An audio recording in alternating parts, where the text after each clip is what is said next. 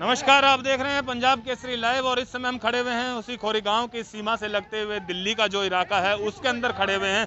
और ये देखिए, ये वो बॉर्डर है यहाँ पे जो प्रशासन की तरफ से बनाया गया है। ये पत्थर रखा हुआ है बाकायदा यहाँ पे कि यहाँ से जो इस तरफ है वो दिल्ली का एरिया बना दिया गया है और इस तरफ का जो है वो हरियाणा का एरिया है। लेकिन हैरानी की बात यह है कि इन तमाम लोगों के दस्तावेज जो है वो दिल्ली सरकार की तरफ से बनाए गए हैं। बाकायदा दिल्ली सरकार की तरफ से जो है वाईफाई कैमरे जो है वो लगाए गए हैं। और देखिए, तमाम वो महिलाएं खड़ी हैं, तमाम वो दस्तावेज लेकर के ये लोग यहाँ पे पहुंचे हुए हैं कि आखिर इन लोगों की बिजली पानी क्यों काट देगी। और बाकायदा देखिए, इस तरीके के जो नोटिस हैं वो चस्पा दिए गए हैं यहाँ पे इनके लोगों के घरों पे। और बाकायदा पक्की सड़क मैं आपको दिखा देता हूँ कि पूरी पक्की सड़क जो है वो ये सड़क बनाई गई है दिल्ली सरकार की तरफ से।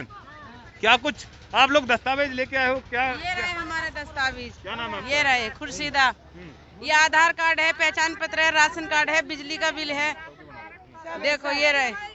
हम तो ये चाहते हैं हमारा लाइट पानी वापस आ जाए, जैसे काटा है ऐसे वापस आ जाए हमारा लाइट पानी। इतनी गर्मी में हम लाइट से पानी से परेशान हैं। हमें कोई आपत्ति नहीं है, लाइट पानी हमारी वापस दिलवा दो।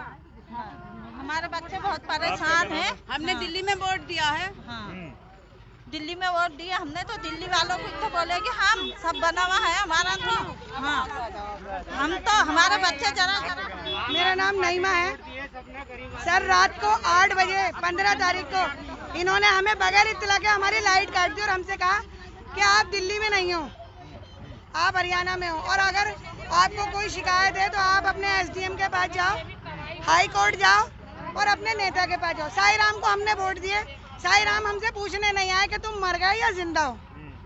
तो ऐसे कैसे चलेगा सर? हमारे बच्चे छोटे छोटे, पढ़ाई भी है, लिखाई भी है, इतनी गर्मी में वो परेशान है, तो ऐसे कैसे चलेगा? हमें हमारी लाइट पानी वापस चाहिए। हमारे बच्चे तक बीमार हो रहे हैं, घरों में लाइट पानी की चक्कर। और इस इलाके में लाइट चल रही है और हमारे इलाके में लाइट नहीं चल रही है। इधर कुछ नहीं है, हमारी तरफ मीटर खंभे सब लगे हुए थे, सब कुछ है हमारी तरफ। लाइट नहीं जा रही है, हमारा जो है वो हम लोगों से क्या नाम है, एक 1000 रुपए टैंकर का लिया अतिका बेगम। मैं 35 साल से यहाँ रह रही हूँ और हम लाइट से और पानी से बहुत परेशान है इस टाइम। हमारे बच्चे, मेरे पोती पोता हैं, बहुत परेशान हो रहे हैं। बहुत छोटे छोटे बच्चे हैं हमारे। हमें चाहिए, हमें लाइट पानी चाहिए। हाँ, हमें और क्या, हम ये सोच रहे हैं कि हम रोड पे आ जाएं। हम तो आने वाले हैं नहीं, जब मर जाएं यहाँ पे।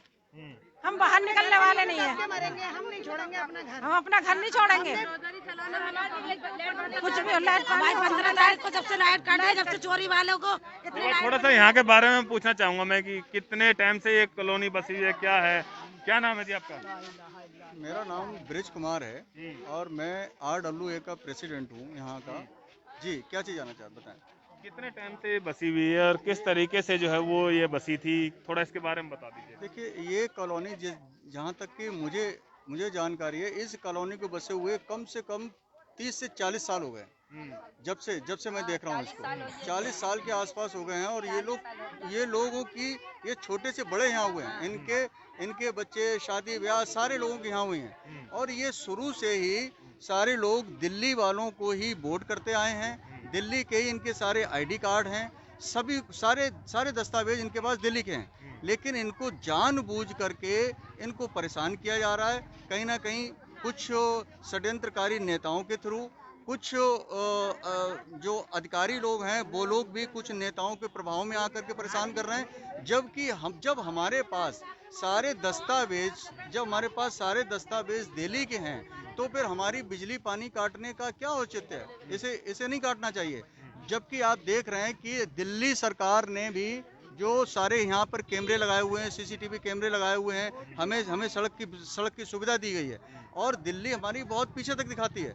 लेकिन उसके बाद अधिकारी लोग खुले तौर से कहीं ना कहीं प्रजातंत्र का मजाक उड़ा रहे हैं। यहाँ कहीं पर भी प्रजातंत्र बिल्कुल दिखाई नहीं दे रहा है। इनका खुलेआम शोषण होते हुए देखा जा सकता है। गली में हर जगह पर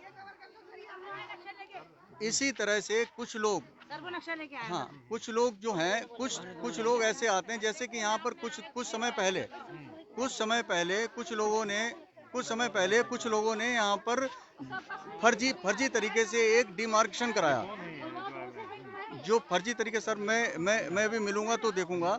तो मैंने जब उनसे बात की तो वो मुझे 4 बजे ये बोल कर गए कि सर वो यहाँ पर सर्वे कर रहे थे। तो मैंने पूछा कि आप सर्वे कर रहे हैं तो सर्वे में कम से कम एक जिम्मेदार आदमी को तो साथ में रखिए, कम से कम आप सर्वे कहाँ से कहाँ तक कर रहे हैं उसके संज्ञान में होना चाहिए।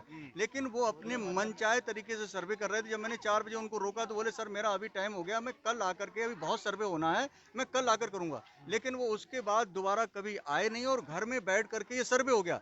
इस सर्वे को हम बिल्कुल नहीं मानते हैं और ये सर्वे सरासर गलत है। दिल्ली हमारी बहुत आगे तक है। जैसे कि अभी सन 2019 में भी एक सर्वे कराया था दिल्ली सरकार ने और केंद्र सरकार की तरफ से कि बाउंड्रीज का, जैसे